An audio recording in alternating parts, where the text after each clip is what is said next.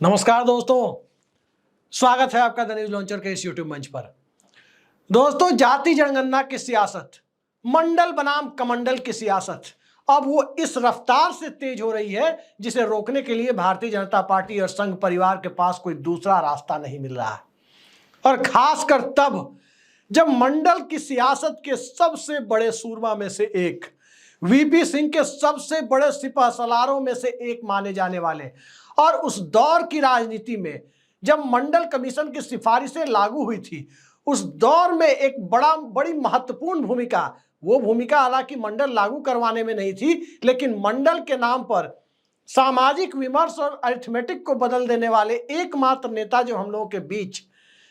मौजूद है, लालू प्रसाद यादव। और लालू प्रसाद यादव ने जब इस पूरे मामले में एंट्री मारी है तो आप समझ सकते हैं कि संघ और भाजपा दोनों के बीच किस तरह की खलबली मची होगी।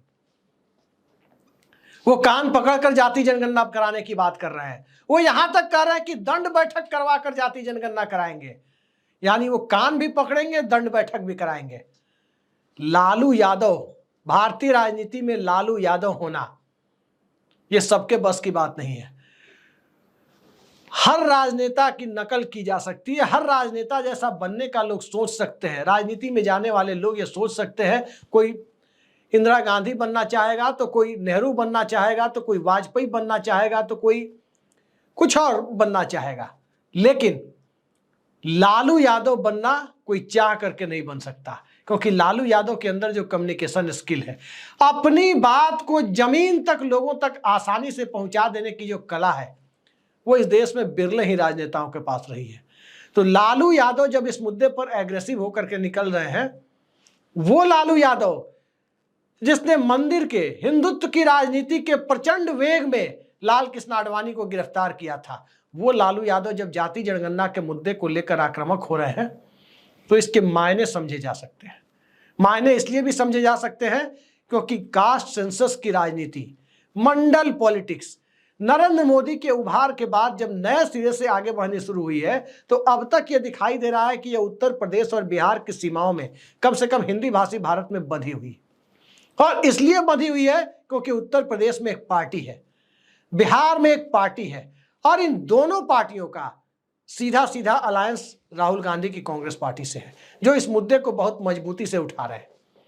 लेकिन सवाल यह है कि क्या इस दायरे के बाहर, जहां भारतीय जनता पार्टी तकरीबन क्लीन स्वीप कर चुकी है, लेकिन मंडल पॉलिटिक्स की संभावनाएं मौजूद है, जैसे मध्य प्रदेश, छत्तीसगढ़, उड़ीसा, गुजरात, काफी हद तक राजस्थान, यहां तक कि महाराष्ट्र, जहां विदर्भ और कुछ इलाकों में भारतीय जनता पार्टी के अभी भी नामो निशान मौजूद दिखाई दे रहे हैं, वहां पर यह बात पहुंचे कैसे? सारी पार्टियां अपनी तरफ से जोर लगा रही हैं, लेकिन जो फ्लेवर देने का काम होता है, वो फ्लेवर देने का काम लालू यादव जैसे चेहरे के साथ ही संभव है। ठीक है, उनका स्वास्थ्य पहले जैसा नहीं है, सार्वजनिक जीवन में उतनी बड़ी भूमिका वो नहीं निभा पाते, सजायाफ्ता भी हैं, लेकिन इन सब के बावजूद एक कम्युनिकेटर की, एक सामाजिक न्याय के आंदोलन के योद्धा की जो उनकी छवि बनी हुई है, उस बनी हुई छवि से कोई मुंह नहीं मोड़ सकता। भाजपा के लोग उस छवि की ताकत को जानते हैं। संघ परिवार के लोग अपने चुनावी हिंदुत्व के मोहरे को कई बार लालू यादव के सामने उस मोहरे को पिटते हुए देख चुके हैं। चाहे 2015 में आरक्षण का मोहन भागवत का बयान ही क्यों न हो, किस प्रकार से बिहार के उस साल के विधानसभा चुनाव में उसे कैश किया गया था, वो सब ने देखा। तो अब लालू यादव इस मुद्दे को लेकर जब एग्रेसिव हुए हैं, दंड बैठक कराने और कान पकड़कर लागू करवाने और जाति जनगणना कराने की बात कर रहे हैं, तो क्या भारतीय जनता पार्टी के ऊपर दबाव बढ़ रहा है जाति जनगणना का? यही कई सारे सवाल आकर जुड़ रहे हैं।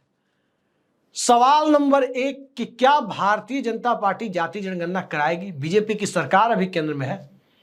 नरेंद्र मोदी प्रधानमंत्री और गृह मंत्री अमित शाह हैं। क्या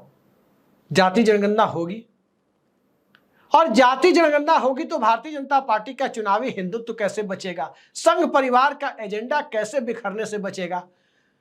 ये सारे सवाल आज की तारीख में जब प्रासंगिक हो रहे हो और विपक्ष की तरफ से जो सबसे बड़ा मुद्दा, चुनावी गोल पोस्ट को एक जगह से दूसरी जगह शिफ्ट करने के लिए जब पूरी तैयारी की जा रही है, उस सब के केंद्र में जाति जनगणना का मुद्दा आ रहा है। तो इन सारी परिस्थितियों को देखकर एक बात तो साफ है कि भारतीय जनता पार्टी रक्षात्मक मुद्रा में आ रही है।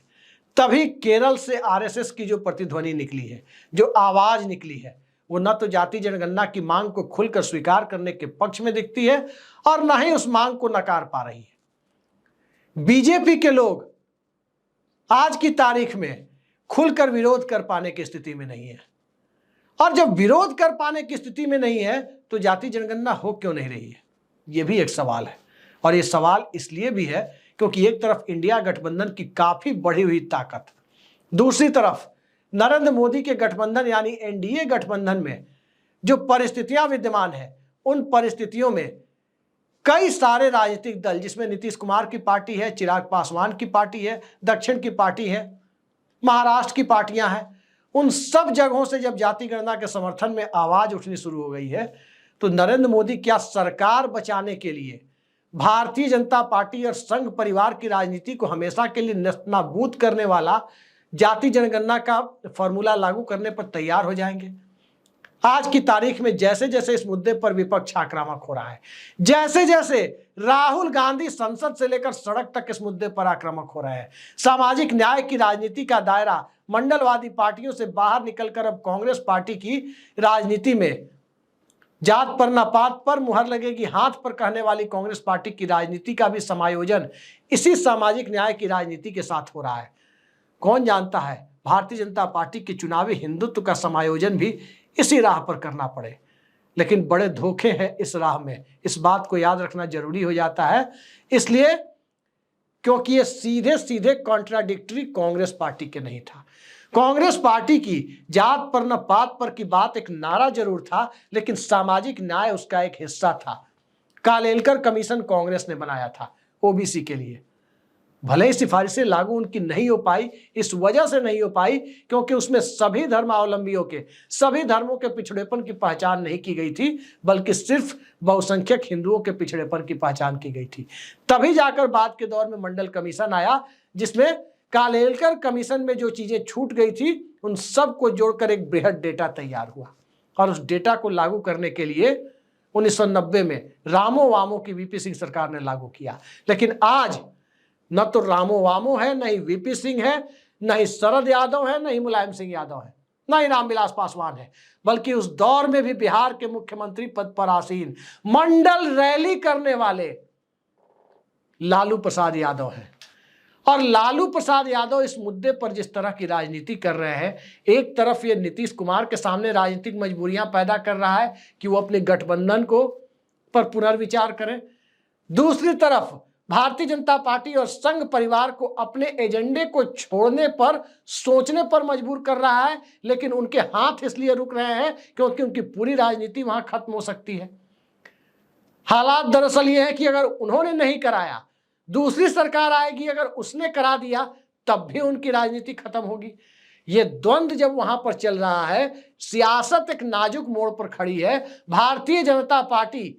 अपने हिंदुत्व और मंडल पॉलिटिक्स के बीच संतुलन को साधने की कोशिश में एक बेहद असंतुलित धारा की तरफ बढ़ने का खतरा उसे दिखाई दे रहा है। तो उस परिस्थिति में फाइनल पंच यदि लालू यादव अपनी तरफ से दे रहे हैं तो उसके मायने समझे जा सकते हैं कि बीजेपी जब हालात इस पार या उस पार जाने, हाँ या ना कहने की हद तक जाते हुए दिखाई दे रही है, तो लालू यादव की बात पर यदि खुलकर ना कहा जाए कि जाति जनगणना नहीं होगी, तो भारतीय जनता पार्टी को कई चुनाव में इसका जवाब देना पड़ेगा।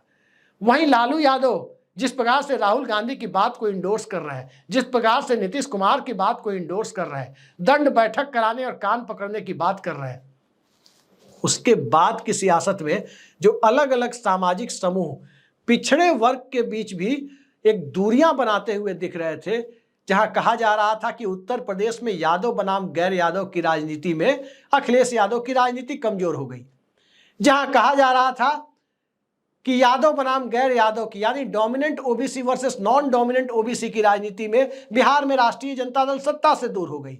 तो इन सारी लाइन को एक साथ हल्का करने के लिए, एक ग्रे एरिया इस लाइन के ऊपर बनाने के लिए लालू यादव का वोकल होना उनकी सियासी मजबूरी भी है और उनकी सियासी ताकत पूर्व में भी रही है।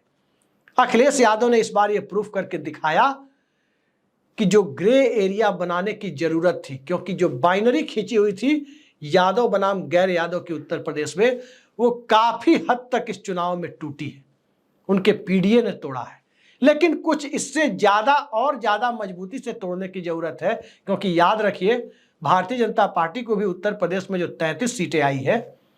स्वाभाविक है कि वो तिलक तराजू और तलवार के बूते ही नहीं आई है।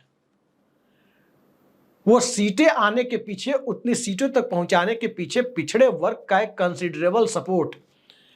भारतीय जनता पार्टी के साथ अभी भी है। और उन तबकों के सपोर्ट के लिए, उन तबकों की सियासत को भी बीजेपी के अगेंस्ट ले जाकर मंडल फोर्सेज के साथ खड़ा करने के लिए, जिससे बिहार में जो 3/4 सीटें मिल गई है एनडीए को, वहां भारतीय जनता पार्टी की राजनीति कमजोर हो, उत्तर प्रदेश में जो कमजोर हुई है वो और कमजोर हो, मध्य प्रदेश में जो आरएसएस की सबसे बड़ी लेबोरेटरी कहा जाता है, संघ के चुनावी हिंदुत्व की सबसे बड़ी पाठशाला कहा जाता है, और वहां पर जिस प्रकार से मोहन यादव को भारतीय जनता पार्टी ने मुख्यमंत्री बनाया, उसके पहले उमा भारती, बाबूलाल गौर और शिवराज सिंह चौहान को तकरीबन 20 सालों तक मुख्यमंत्री बनाए रखा और पिछड़े वर्ग की राजनीति को चेहरों के सहारे साधने की कोशिश की। आज केंद्र में प्रधानमंत्री नरेंद्र मोदी के सहारे, चेहरों के सहारे पिछड़े वर्ग को प्रतीकात्मक नेतृत्व का झुंझुना थमाकर और मुद्दों से दूर ले जाकर, उनके सामाजिक न्याय की लड़ाई को मुद्दों से दूर करके जो साधने की कवायद बीजेपी करती रही है, दरअसल कास्ट सेंसस के बाद व्यक्ति छोटा हो जाएगा, मुद्दा बड़ा हो जाएगा, ये खतरा बीजेपी को दिख रहा है। तो इसके चुनावी लाभ लालू यादव और तमाम विपक्ष को दिख रहे हैं कि व्यक्ति की जगह मुद्दा हावी करो, और व्यक्ति की जगह मुद्दा हावी करने के रास्ते में कास्ट सेंसस और जिसकी जितनी संख्या भारी उसकी उतनी हिस्सेदारी का नारा और नैरेटिव, ये बहुत बड़ा मुद्दा है। और इसी मुद्दे पर, इसी पर लालू यादव ने उस पर भारत सरकार की, बीजेपी की और यूं कहें कि आरएसएस के चुनावी हिंदुत्व वाली लाइन की, यानी पूरी दक्षिणपंथी धारा की वो कमजोर नस दबाई है, जिस कमजोर नस को दबाने के बाद एक तरफ नरेंद्र मोदी के पास भी ज्यादा विकल्प नहीं है जो भारत सरकार के मुखिया हैं, भारतीय जनता पार्टी के पास भी ज्यादा विकल्प नहीं है, और संघ अपने विकल्पहीनता का सार्वजनिक प्रदर्शन केरल से कर ही चुका है कि न वो हाँ बोलने की स्थिति में है, न ना बोलने की स्थिति में है, गोलमोल बातें करने की स्थिति में अभी आया है। लेकिन जैसे जैसे एक अच्छे कम्युनिकेटर के द्वारा लालू यादव जैसे साफ बात करने वाले, सीधी बात जनता तक पहुंचाने वाले नेता का बीच में कूद करके जब बयान देने की स्थिति आ रही है, तो संघ को अपनी एक लाइन लेनी होगी, आर या पार, यस और नो। और इस यस और नो की स्थिति में जब खड़े होने की नौबत आती है, तो कोई भी राजनीतिक दल वोट बैंक से समझौता करने की स्थिति में नहीं जाता। तो आगे आगे देखिए, समझौते करने की स्थिति और गोलमोल बातें करने की स्थिति को खत्म करने के लिए राहुल गांधी के एजेंडे को, नीतीश कुमार के एजेंडे को और उन सब से आगे बढ़कर सोशल जस्टिस की धारा को चुनावी हिंदुत्व के सहारे खड़े करने की जो कवायद बिहार से शुरू हुई, और उसका एक नमूना राम मंदिर वाली लोकसभा सीट फैजाबाद जो अयोध्या जहां पड़ता है, उस इलाके में भी बीजेपी के चुनावी हिंदुत्व को जिस तरह से अखिलेश यादव ने धाराशाही किया, उसके बाद अब बीजेपी के सामने जो परिस्थितियां हैं, उन परिस्थितियों में बहुत कुछ नहीं बचता है सिवाय इसे स्वीकार करने के। अब ये स्वीकार किस रूप में होता है और विपक्ष का दबाव किस रूप में कहां तक काम करता है, ये आने वाले वक्त में देखा जाएगा। लेकिन लालू यादव के बीच में कूदने के बाद भारतीय जनता पार्टी और संघ परिवार के रास्ते बहुत छोटे हो गए हैं, संकीर्ण हो गए हैं, जहां से उन्हें इस मुद्दे के पार जाने के लिए एक रास्ता अपनाना होगा। देखते जाइए वो रास्ता कौन होता है। इंतजार करते हैं कि सरकार जनगणना करवाती है या सामान्य जनगणना का फैसला भी इसको और ज्यादा टालने की हद तक लेके जाती है। आज के लिए इतना ही। नमस्कार।